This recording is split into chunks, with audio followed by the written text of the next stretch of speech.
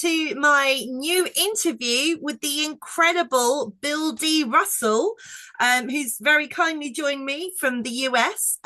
Bill, for those who are obviously familiar with you, do you want to do a quick introduction? Sure. um, right now, I'm primarily a film actor. I've done a little bit of everything over the years. I like 40 years ago, I was studying filmmaking in Columbia College in Chicago, Illinois. I was taking screenwriting and directing classes, and a big influence on cinema at the time were people who had come out of Second City. This was the early 80s. So I ended up getting involved in improv more as a networking thing and a way to, I thought improv will help me with my creativity skills, which it did. But I never thought, oh, I'm going to become an actor. That wasn't even on my radar. I did know I wanted to be in film. Yeah. But I did long form and short form. I don't know if you're familiar with what long form improv is. It's for those of you viewing, if you don't know, short form is like what you might have seen on television where a couple people get a suggestion and they do a quick sketch. Like, whose line is it anyway? Kind of. Yes, situation. exactly. Yeah. I wasn't positive if that was over there. Exactly. Long form, it's not quick and jokey. You're essentially trying to create a one act, 45-minute long piece of theater. Doesn't have to be funny. The nature of improv will probably make it funny, even if what there's going on stage isn't funny. Yeah. So I did that for many years. And I did regular theater. I did sketch comedy, Wow. a lot of stuff on stage, but it was always like, this is what you need to do to make a name for yourself so that the agents can promote you for film and TV roles. So that was always like, being on stage wasn't necessarily my first love. I always saw it as a means to an end. Oh, see. Okay. So your aspiration was always to act, or would you prefer to have been behind the camera? Well,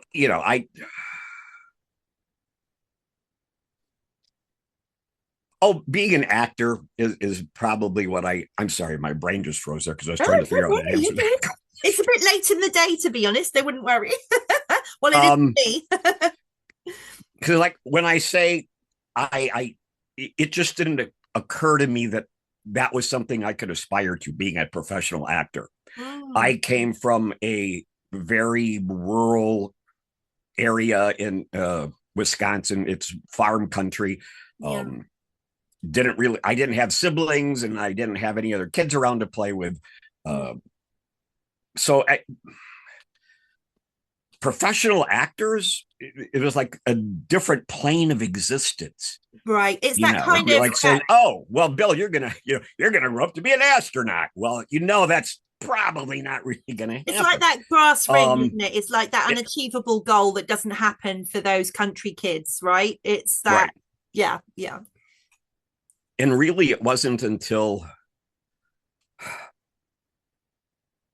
probably almost 10, no, about 5 years after I first started doing improv that somebody convinced me that I had the right character type or the right look, as they call it, to Mhm. get a lot of commercial work. That's when I first started, pursuing getting an agent and trying to get on camera work. But, Wow. Okay.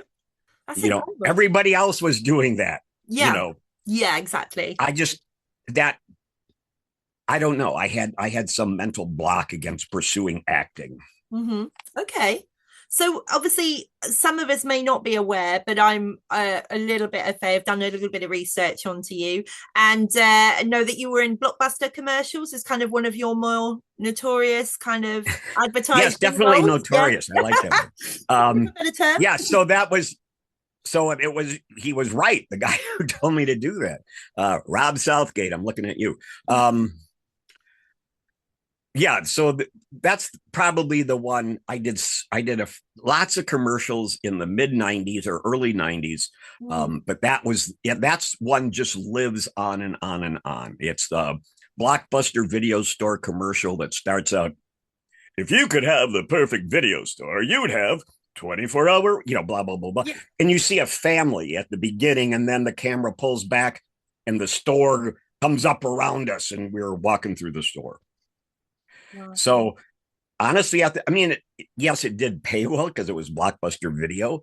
Yeah. But once it's done, you just kind of like, oh, all right, well, that one's finished. Yeah, of course. Had no clue it would ever become, like still so well known. And anytime there's anything about Blockbuster Video, Mm. they reference that commercial. It's in the documentary The Last Blockbuster about the last Blockbuster store Yeah. in Bend, Oregon. So, and Oh, I was in a Pizza Hut commercial for $5. love that. Love Bills that. be I Did don't you know, get bills free? being an American term for money. Did you at least Um, get a pizza out of it to what's sweeten that? the deal? Did you get a pizza to sweeten the deal? I, you know, I honestly don't remember, but I gotta believe we You'd hope probably so. ate pizza, Yeah. but not necessarily. Oh, okay. Trust me, I've done enough food related commercials. It's that has nothing to do with what they're going to cater for the cast and crew. No, you're right. You're right. Yeah. Um, I did a commercial for Alaska Airlines that was featured on America's Funny or World's Funniest Commercials. Oh, So wow. I did several of those things, but the Blockbuster one is what Yeah, everybody remembers. that's the one. And so, how did that relate into a break into the more mainstream kind of acting features and things like that? How did that come about?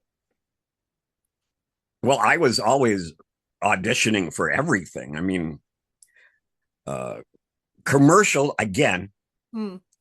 The look had a lot to do with the commercials I was getting, but I also did what we called industrials. Like if you see a training film at Oh, your right. new Yes. job, Yeah. Yep. that's called an industrial.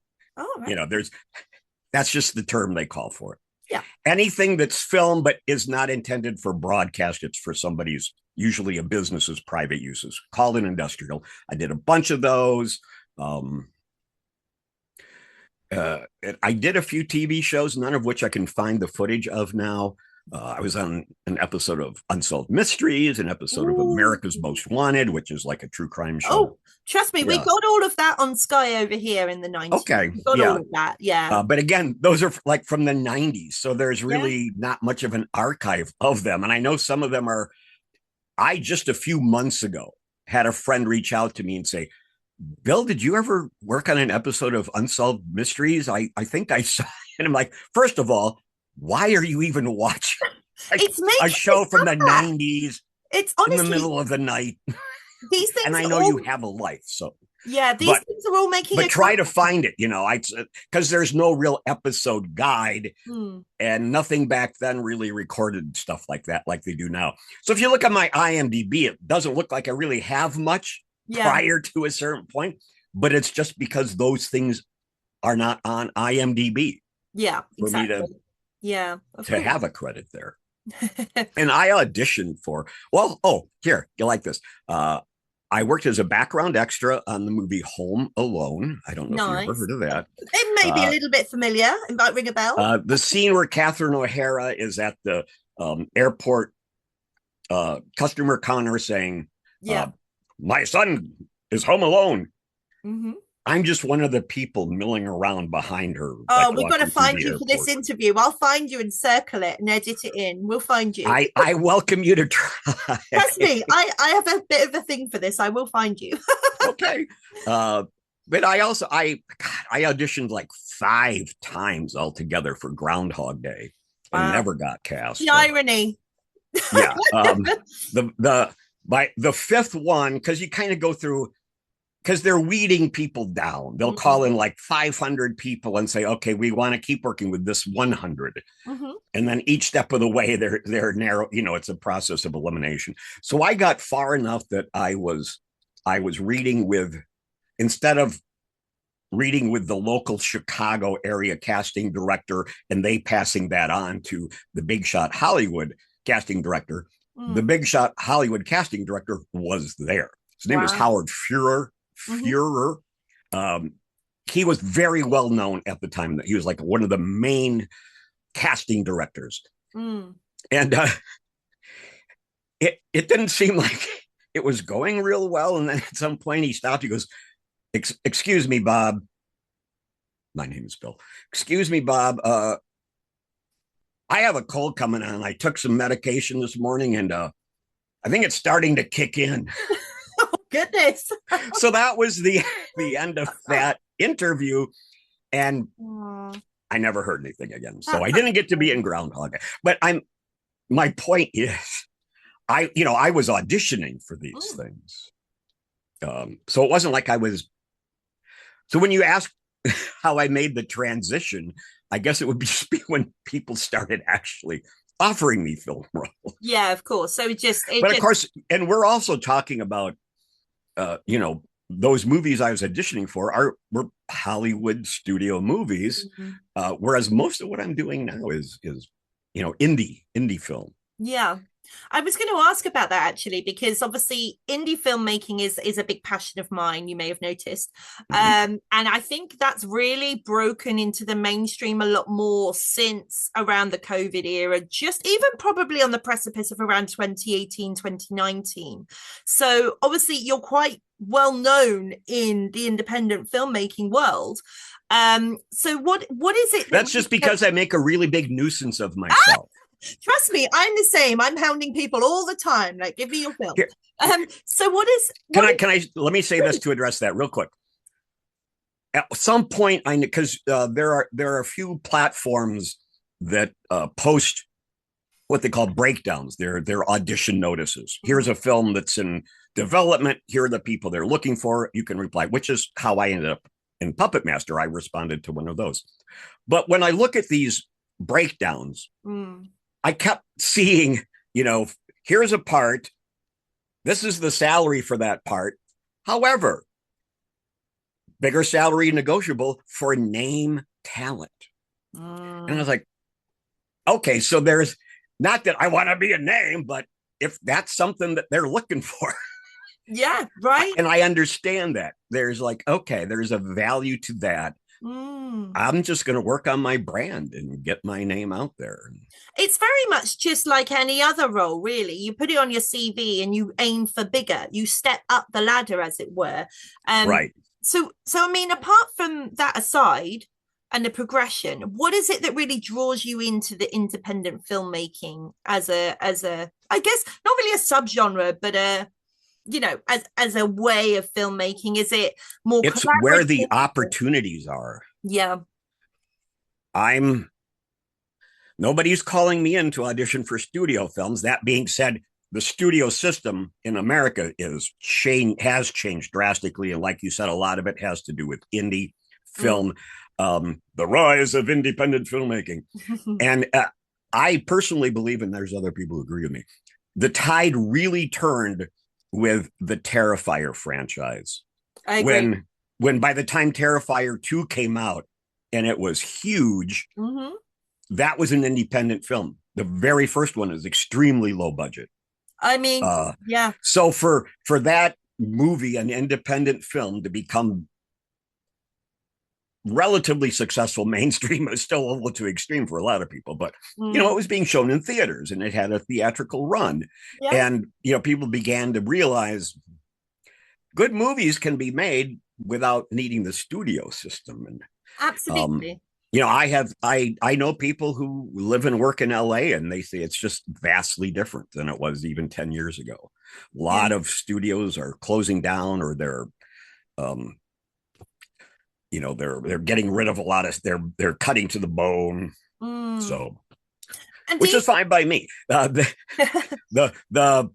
counterpoint to that is studio films are going to be part of. There's a union, the Screen Actors Guild. Yeah. And the studios have an agreement with SAG, so that they have to use SAG actors and pay them a specified rate, which is fairly decent. Yeah. Nobody making independent films has any money. No. So, you're doing it out of the passion. You're not making much off of the movie. Yeah, exactly. I was in a Puppet Master film. It's like what everybody knows me by. Yeah. I believe the rate was either 100 a day or 150 a day. So, compared with a few $1,000s, it would have been the guarantee if it would have been a studio film with a SAG agreement, Mm, which is fine. I mean, I obviously I'm willing to do it, but yeah. that's right now where there's still quite a gap. Is just an actor. It's very, very difficult to make any money Mm. just doing independent film. And not just for the actors, I think also for the directors, the crew, everyone Oh, involved. oh yes, no, It's a everybody, passion everybody. thing. Yeah. But it is, as you say, it's coming more to the forefront, even pre-Terrifier. I mean, one of the biggest releases in the UK this year was Iron Lung, which is a huge independent film from a first-time director, funded it all himself, did most of things himself, and my God, it got mainstream release and it's doing phenomenally. So it just goes to show the opportunities Yeah. there if the passion's there.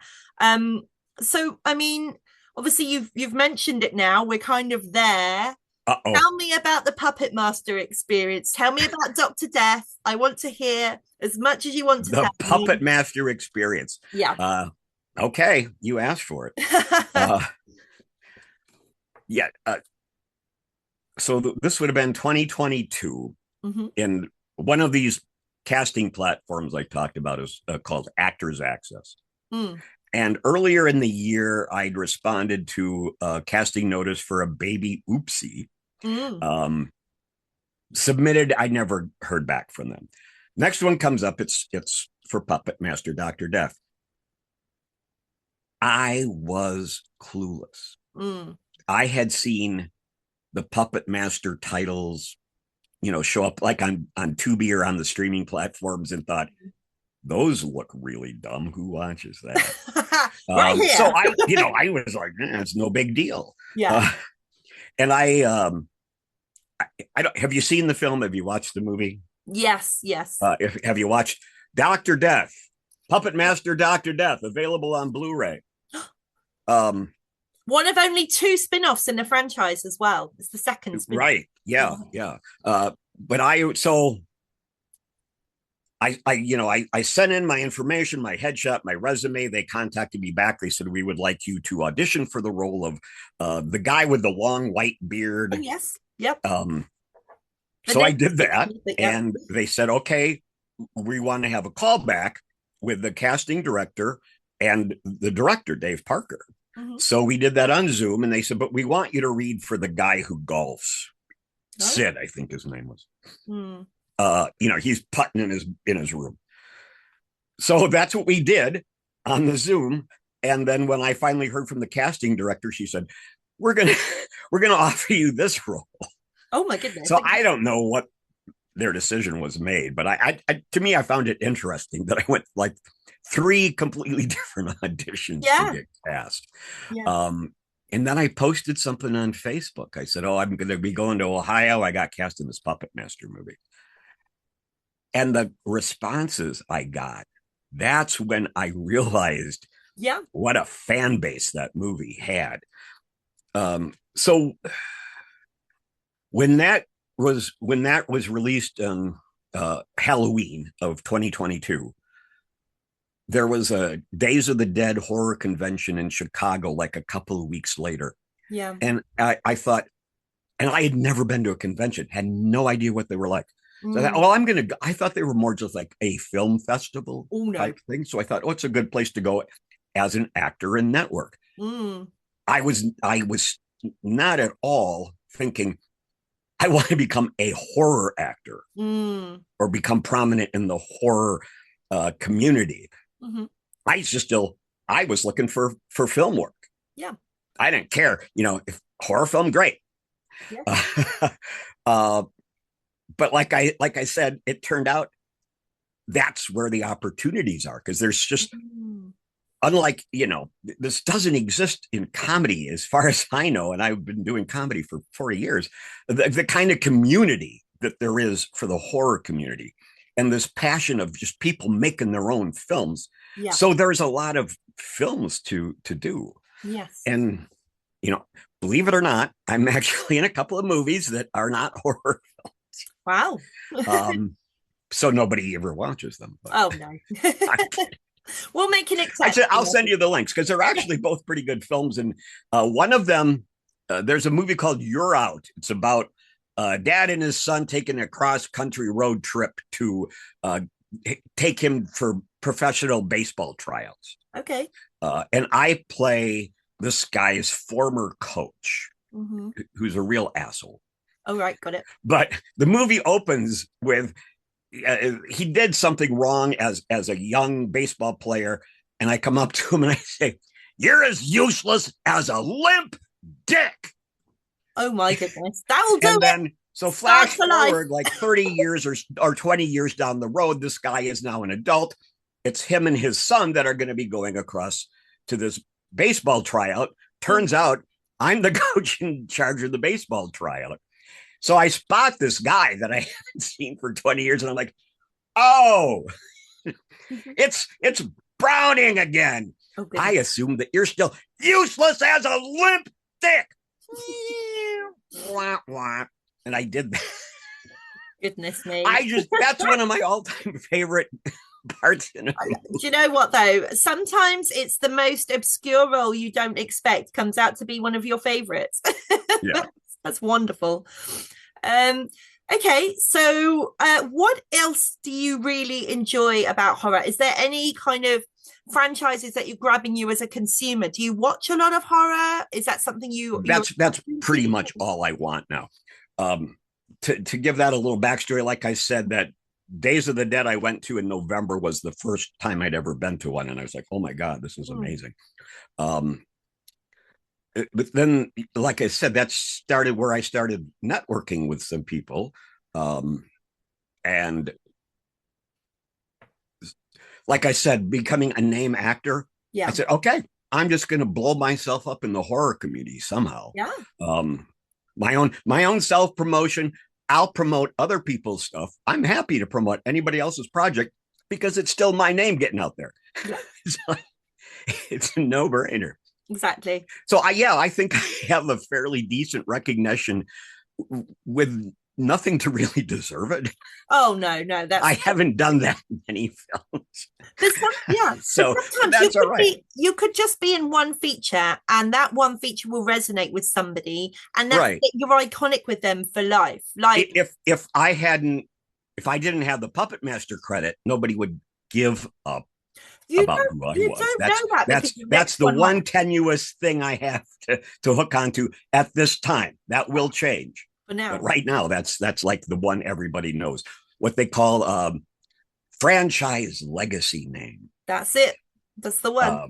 So now, to answer your question, again, I grew up with like nobody to play with, so I was very much just a very self-absorbed kid with no self-esteem and no self-confidence. So the TV was, where I was all the time. Yeah. But what really got me were like the late movies. And my parents would go to bed at 10 o'clock. I was supposed to be in bed, but I would stay up. I'd get up. We're all there. Turn the TV on with the volume as low as I could, and I'd have to sit right in front of the television to even hear it. And a lot, because there wasn't cable or internet or streaming, there was nothing other than stations broadcasting stuff, and you could only get maybe 3 channels, and you're stuck with whatever they decide to show. Yeah. And at night after the evening news, there was the Tonight Show with Johnny Carson here in the United States. Nothing else was on after the evening news. We're talking about like the 1960s. So they all just showed movies over and over and over. And the ones that resonated with me tended to be the horror ones, which for me were basically Universal and Hammer. Wonderful. So a lot of the same characters just from different studios, but and different countries. Like I remember watching like Castle of Frankenstein, which was a Universal film, but like all the monsters are in it. It's Dracula's castle, but the Wolfman's there too, and all Frankenstein's monster wanders by. Yeah.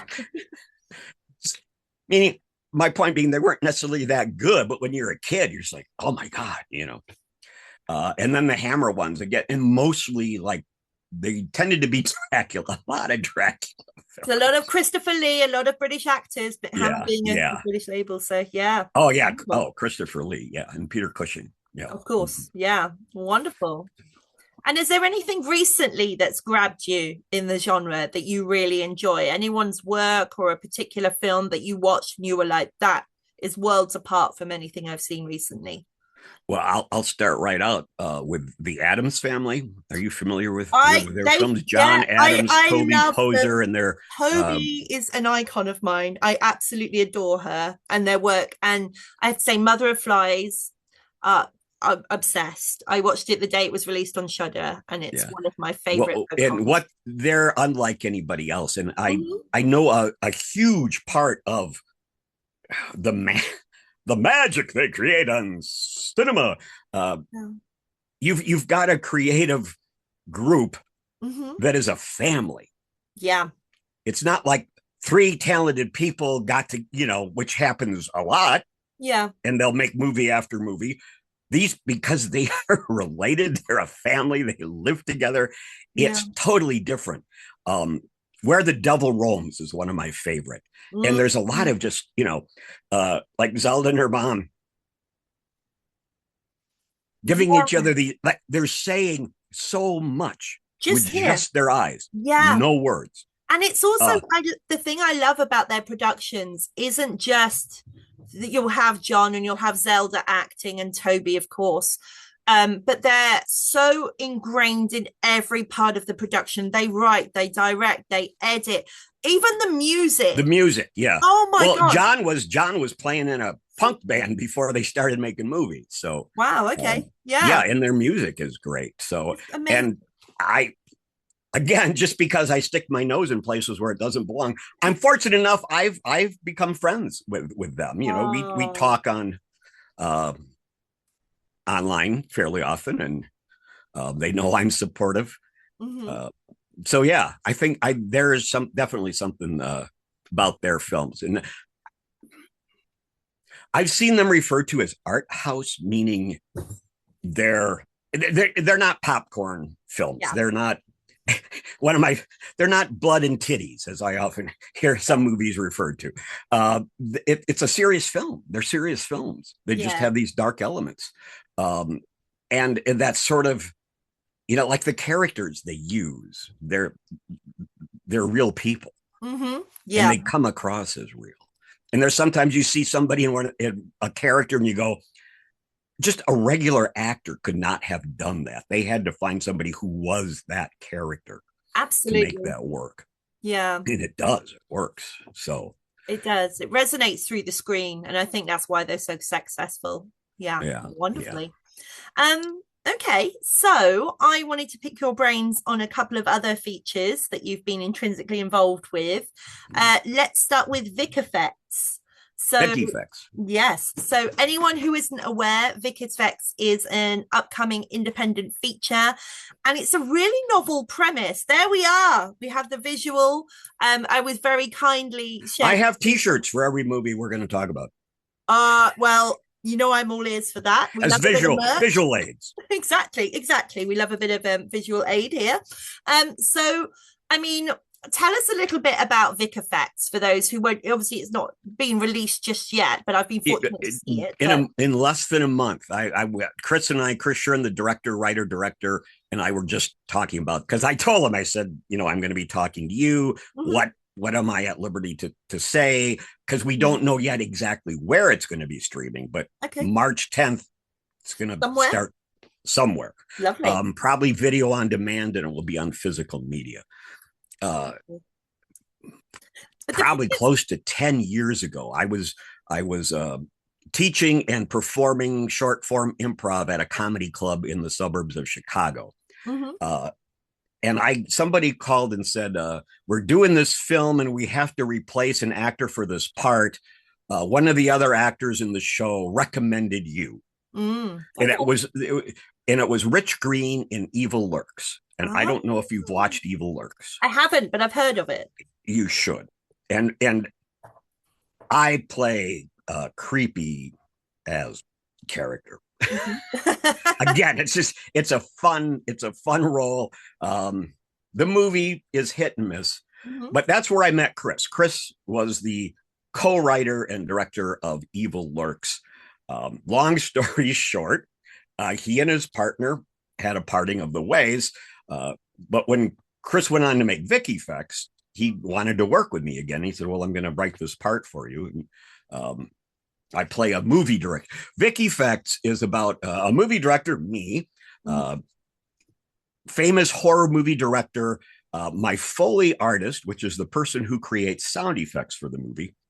Uh, my life, we've worked together, for years and years and years. He dies mysteriously. It's never really said how he dies.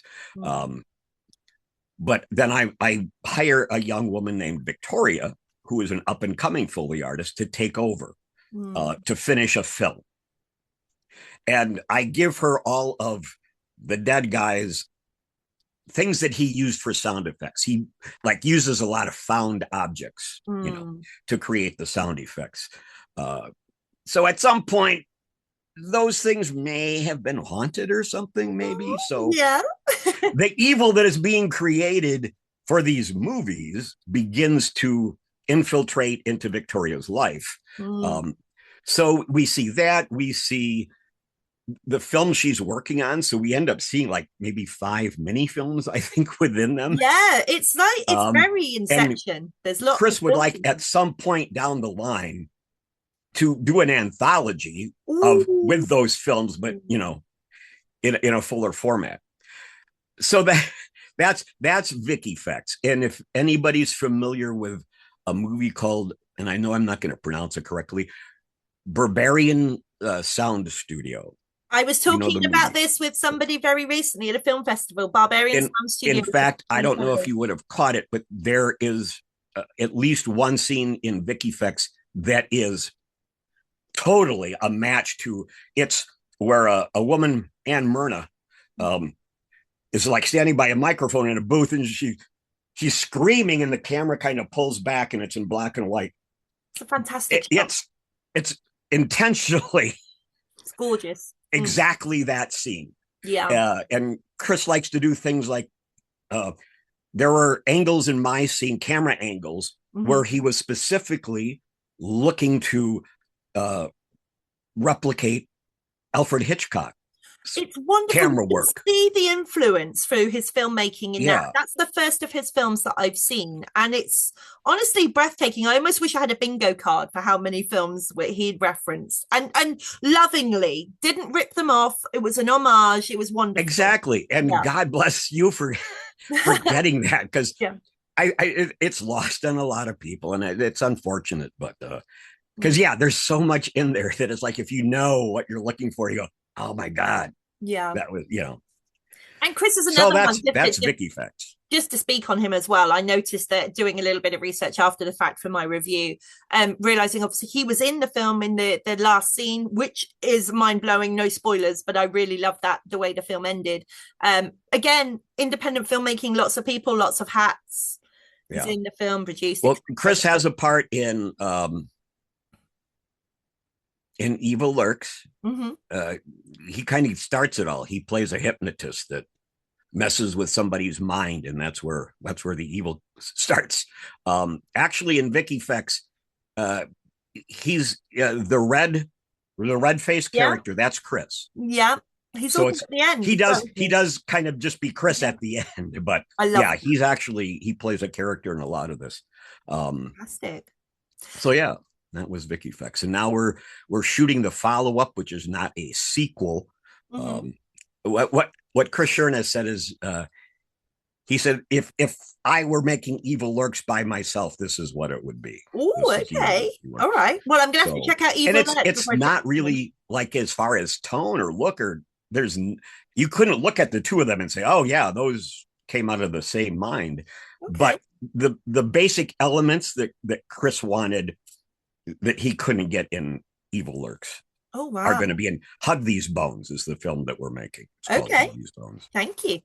And then we'll move on to another feature, is a British feature with Jamie Langlands and the R.I.P. Man. Can you tell us a little bit about your involvement with that film? I can. If you'll just wait for a moment to Oh, get more props. We're my ready. visual aid. Love this. Everything's reversed on my Zoom camera. No, we can The see it R.I.P. perfectly. Man. Yeah, it's a great film. Reese Thompson and Jamie Langlands crafted this film about a guy who uh, I'm trying to remember, was he raised by a religious order? Something about there's this religious order, but he's got a fixation on teeth. He kills people and takes their teeth. I don't So think he's that's a got a spoiler. disorder. I forgot the disorder's name, but it's something to do with he loses all his teeth and then he's Yes, left with yeah. it. Yeah. I can't either think of what it It's is, quite but a long medical term that I don't have the bandwidth for. exactly. Well, there is they mentioned there was like an ancient sect that used teeth in their rituals or something. Mm. It's been a couple of months now since I watched it, so I'm trying to remember, but definitely different and unique. Mm. I told him, I said, you really should promote him Yes. as like an iconic character. Owen Llewellyn plays Alden Pick is the Yes. character's name, who is the Yes. R.I.P. man. R.I.P. standing for rest in pain. Mm-hmm. So yeah, it's like, you know, a lot of these franchises, they work because the bad guy Mm. is, people, whether it's Art the Clown, that's what makes Terrifier. If Yeah. Freddy from Nightmare, they all have and that character becomes known in and of itself. Yeah. So I'm like, that's really what we need to do with the R.I.P. man, I think. Mm. Yeah, a friend of mine, a colleague who was had become an associate producer on that film, got me on board as an associate producer Nice. as a surprise. I Mm. didn't know anything about it until he messaged me and said, "Hey, Bill, you're an associate producer on the R.I.P. band now." I'm Thank like, you. oh, I am? Yeah, wonderful. And kind of like Puppet Master, the first time I looked at it, I went, Mm-hmm. that looks dumb. Because I Oh, really didn't look at it.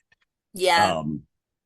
So then I was like, oh, this movie is winning a lot of awards. Maybe I should pay more attention to it. And Mr. Thompson is just the most wonderful guy. And again, he and I have become friends. And Mm. he asked me if I would be an associate producer on the R.I.P. Man too. So Yeah. again, there's no money with that. It's not like it's it's a No. title. Yeah, It's pretty much all it is. But it's an IMDb credit for me. it is. And I do, I work with Jamie and with the race as far as, what can I do to promote? Mm-hmm. So I'm actively involved. Mm. But yeah, Wonderful. I'm happy to be associated with that. Oh, it's a great film, honestly. And as you say, the character is going to be iconic. You can already see the markings there. So I'm very aware that I'm fast running out of time here, so I hate to cut it short. But I do have one final question. I know I'm gobsmacked too, because I could talk to you for Wait, I hours, haven't honestly. gotten to the important stuff yet. Hang on. Yes, let's do it.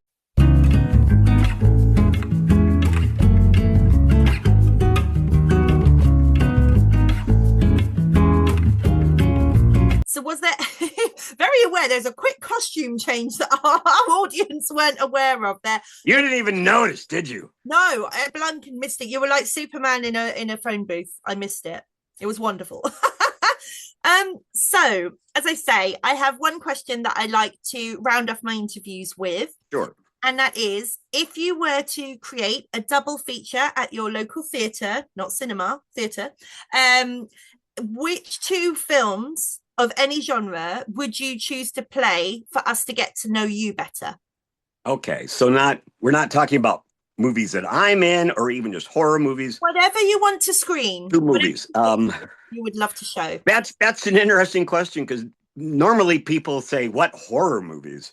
Because like I said, I just loved movies, Mm-hmm. and I still do. I don't consider myself just a horror actor. I would like to think that's how I contribute to being a filmmaker. That's just how I think, Mm-hmm. and how I see things. So one of the reasons I did well at improv is just my brain does like storytelling comes Um, relatively easy. So, um, and I'm always concerned with what will make the film good mhm. as opposed to make me look good. Right. Yeah. I'll if I'm working with a director for the first time, I say, um, I see my role as to manifest your vision. Hmm. So you tell me what you want this character to be. And sometimes they say, do you make it your own? Fine. But I'm not going to go in there, well, I don't think my character would say that or Yeah. whatever. It's like, let's make a good movie. And Yeah, of thank you for course. letting me be part of it. So now to answer your question, to get to know me. Um, okay, right off the bat, I'm gonna say Animal House, National Lampoon's Ooh, Animal House. okay. All right. I Because like it. yeah, just a very very, and that was one of the films that was made by Harold Ramis, who wrote that, and of course John Belushi. They had been castmates together at Second City, Ramis and Belushi, along with Bill Murray and Joe Flaherty. Mhm. So I was like, oh, these Second City people are making a lot of great comedies. Comedy was kind of like my wheelhouse. That's what I Yeah. thought. Again, just based on my character type. Mm. The reason I got a lot of commercial work in the 90s was I was kind of a chubby, goofy looking every guy. Yeah. Yeah. Right. I was much heavier then than I was now. And without the beard, I look very different without the beard, which is why I wear the beard. But that definitely wasn't, nobody was looking at that for horror movies. Mm. And it just wasn't, it it hadn't exploded yet. Mm. I mean, I about the time that I was, doing this improv, uh, was when the slashers started and Mm. trauma came around, and Ooh. our long form improv. All of us, there was like 7 of us in the troupe, and almost all of us were filmmaker Mm. at heart types. Mm. So a lot of our improvisation on stage, we incorporated a lot of cinematic elements. I got off on a tangent. No, it's fine. Animal Go ahead. House, Animal House. But I'm telling you, I tried, and I just thought very well crafted, great performances, and it just, uh, I was at that time when it came out attending an ultra conservative Baptist Bible college studying Oh, for the wow. ministry, which is like, part of me said, do you really want to do this? Yeah. I That's didn't, niche. at the time, I didn't think, honestly, I didn't think I had the aptitude for it. I was like, I was very active in my church. I knew I could get up in front of people and talk. Maybe I should be a preacher. That was all I was going on. Uh, but so yeah, so I moved to Chicago in the '80s, and we started doing this improv, and that's when all of these, trauma and these movies started coming out. So it was a big influence on us, trauma especially. And I got to meet Lloyd Kaufman last year, and the sweetest, most gracious guy. But I told him, I said, it's primarily the Toxic Avenger, of course, because there weren't that many at that time in 1985. But I said, big influence on us. So Absolutely. Yeah. that and here's a little bit of trivia. One of my troupe members was an actor named Dave Pasquesi. Some people might know him. He's done a fair amount of film work. He actually got one of the parts in Groundhog Day that I had auditioned for. No. He plays a psychiatrist. Bill Murray goes to the psychiatrist and says, I think it's the same day every day. He goes, do you think I'm crazy? And the psychiatrist says, yeah. Yeah. And he goes, you should see me again. And he looks down and says, how's tomorrow for you? Yeah. No one. See, he gazumped you. He stole your part. Oh, that's shocking. Well, if I don't know that he stole it because it was never mine to have. Uh, but honestly, he is just great. I mean, Dave is just a wonderful actor. He's in the Father of the Bride movies with Steve Martin. Um, he pops up here and there. Yeah, yeah, of course. So So we've got Animal House. What is your yes. Oh, you want another one, don't you? I'm Yeah. trying to. I'm thinking one other film that was like just a big impact on me. Mm. Uh, I'm sorry. There's a lot. Um, It's hard, isn't it? It's really hard to think, but there's got to be something. there's just so many. But put in that to get to know me. I mean Mm. that helps narrow it down. So Animal House for comedy.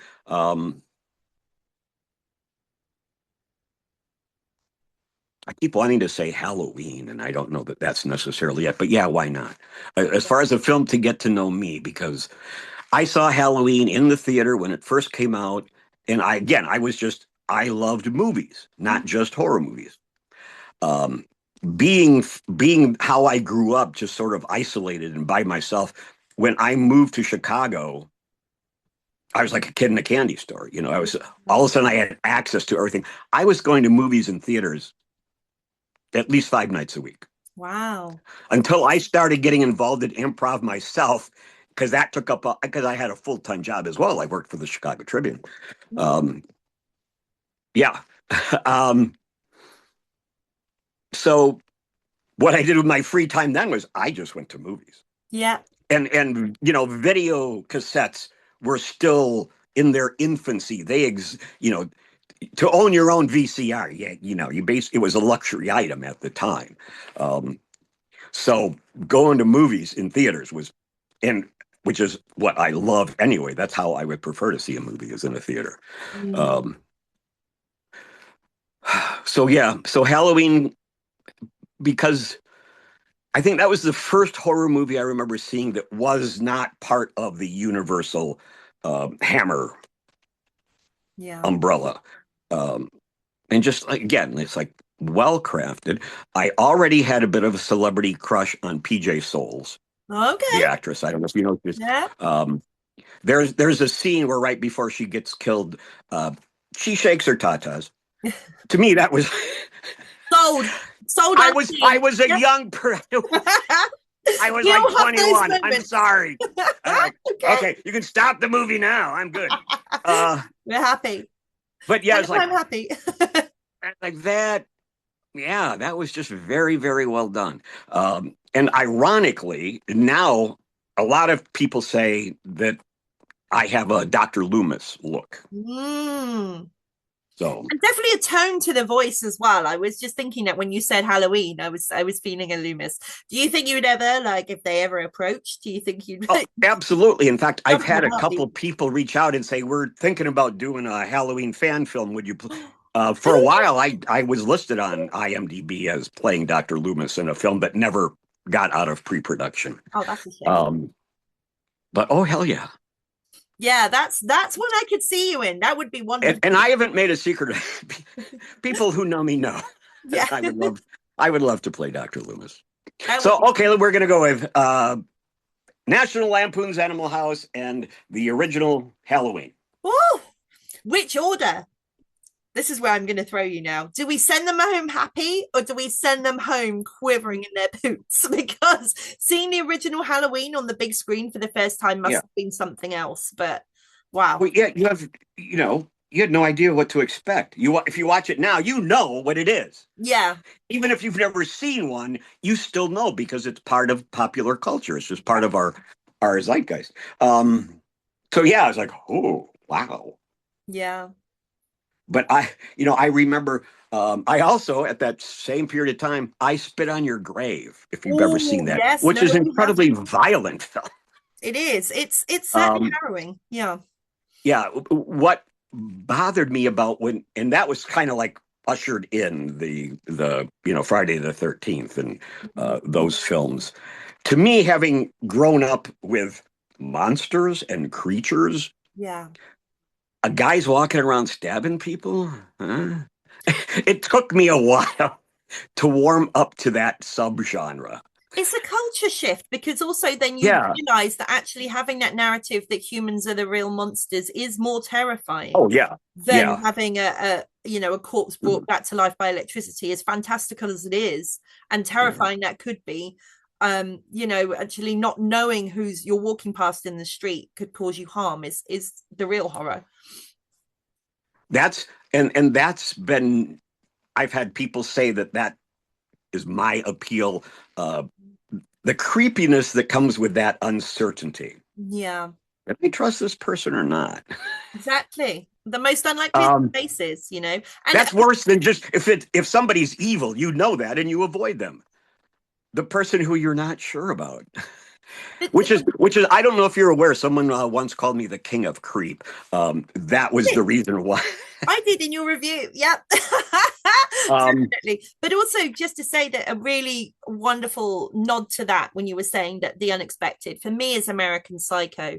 That portrays so well somebody on Wall Street who's well to do, who has a certain persona, looks after himself to the nines, unbelievably skin and that skincare routine I could die for. But who has the time? right. Like, I but had read that novel before they made it into a movie, and one of my biggest pet peeves is great books that they make a movie version of, and it's just horrible. Bonfire of the Vanities, or the movie The Firm. The movie The Firm ends halfway through the story. It's like, it wait does. a minute, the best part of the book Yeah. you left out because Yeah. Tom Cruise didn't want to be, do break laws Mhm. as his character. Yeah. So yeah. I get a bit of that as self as I'm a huge Stephen King fan, as anyone who knows Oh me yeah. will Yeah. attest. And one of So my with biggest American Psycho, sorry, yes. the way the novel's written, it's not linear. Mm. Some of like there's a whole chapter where he just goes off on a rant about a record album he likes and Yeah. how he likes to play it on a stereo system. It has it's unlike anything else in the book. It's just you're like, where did that come from? But it's because his psyche is so. And I'm mad at myself that I can't remember the director's name because that's important to me. But they did it. I thought they She was got it. wonderful. I know They it's a made it female work. director. They I know it's a female made it director, work. which Yeah, I can. And but it's going to drive me nuts. But yeah, they were able to do it. They captured that cinematically. wonderful. Um, I thought. Yeah, just to my point earlier as well, I was going to say I'm a big Stephen King fan, but Mm, the one thing that gets me, and obviously we're in a height of a Stephen King adaptation, mm, unlike the 80s where he would adapt everything and it would be okay for right. the time, but never really true to the books. The Mhm. one thing that gets me is when they mess with the endings. I can't.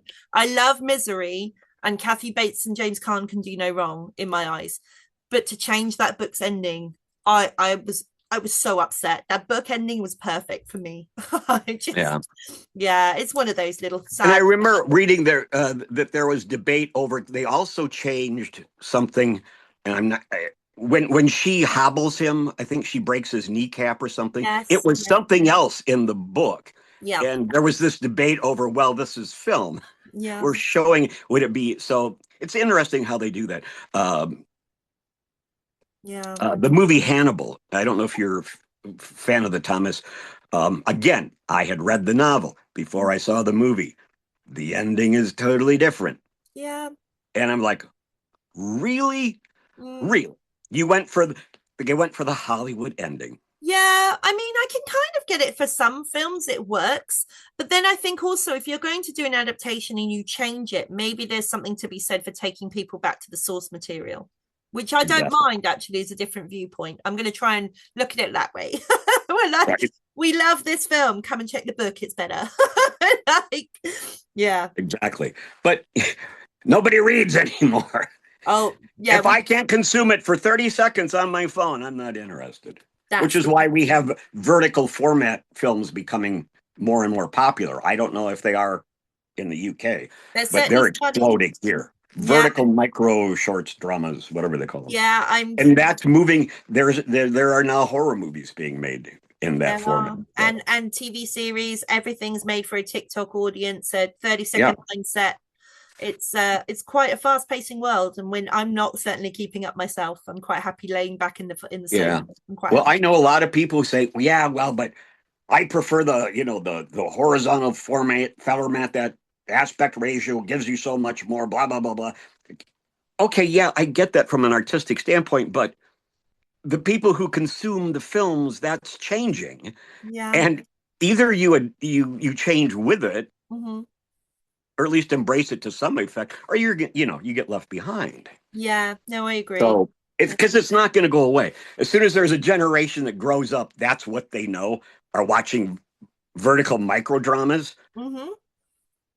They're not going to think that something else is superior to that. But then saying that, It's like black and white movies. I remember, um, that was a big contra. Like in the '80s, they started colorizing movies. They would add artificial color tint, which looked horrible to black and white movies, because people, oh, black and white movie, oh, that's old. and they I were don't want to watch an old movie. known for doing that in documentaries as well, particularly World War II documentaries. They would color Mm. tinge it so it would look really out of sorts. It just doesn't sit right. It doesn't look right. No, no, but it's the idea that the people watching the film aren't going to watch it if it's something that they don't think is accessible to them. I think this might be something to be said though for 20 or so years down the line, that initially the landscape will change and people's opinion and how they consume media will change.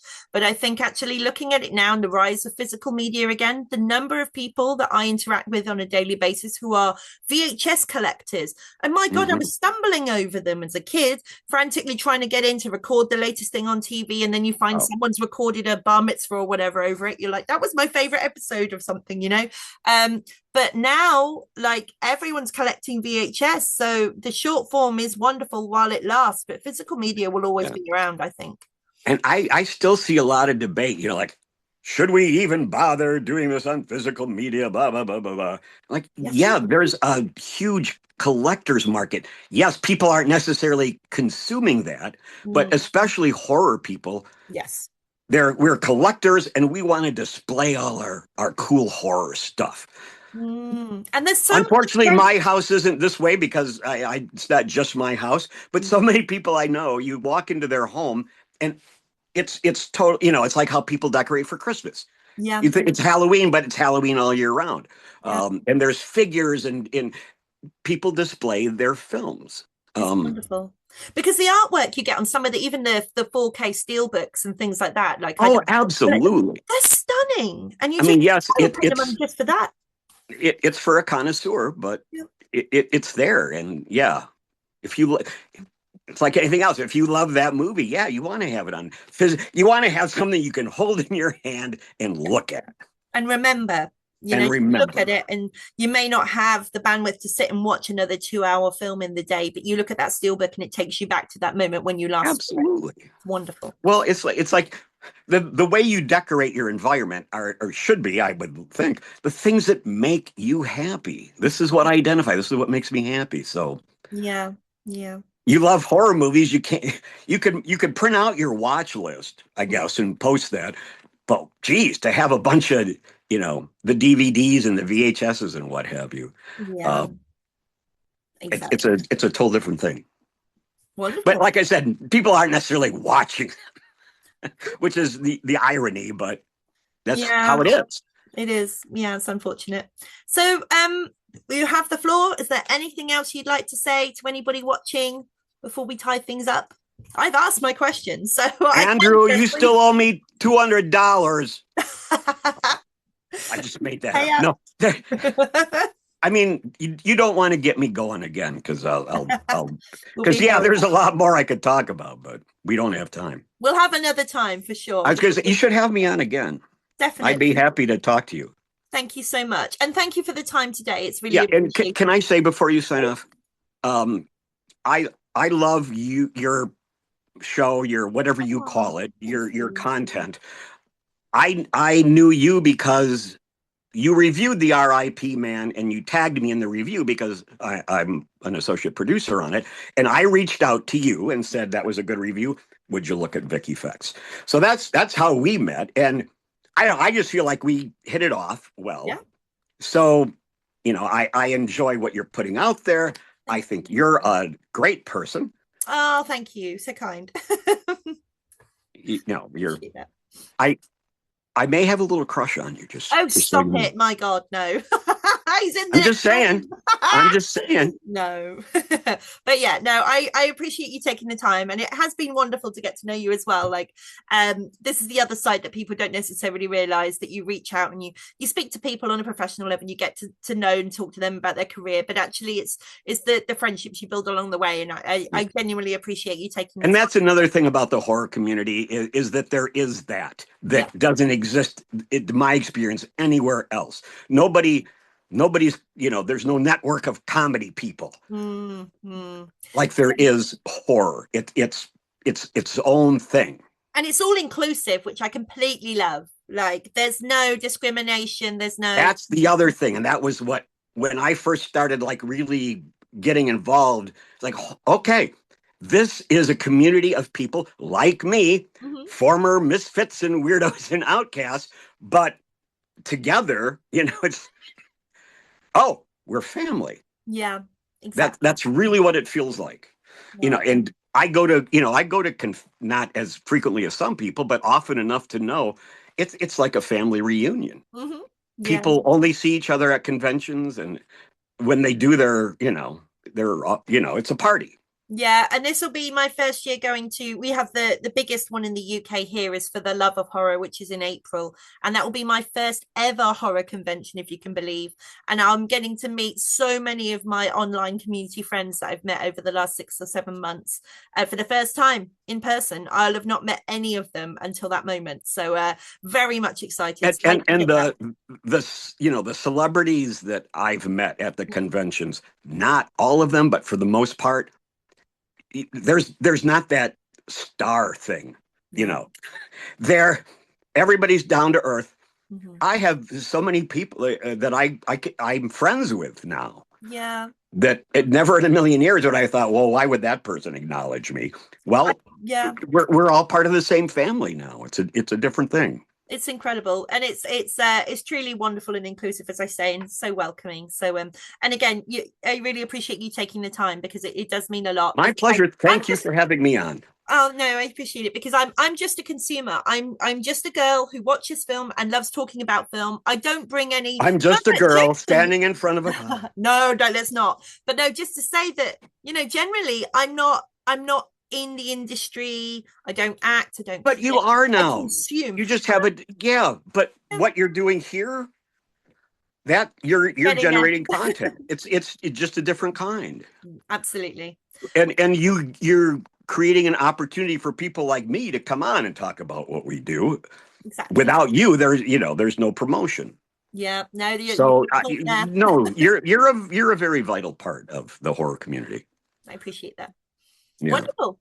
Well, thank you again, everybody, for watching. This has been the uncompromisable Bill D. Russell. Wow, I, uncompromisable. I don't know what that means, but I don't either, but I like it.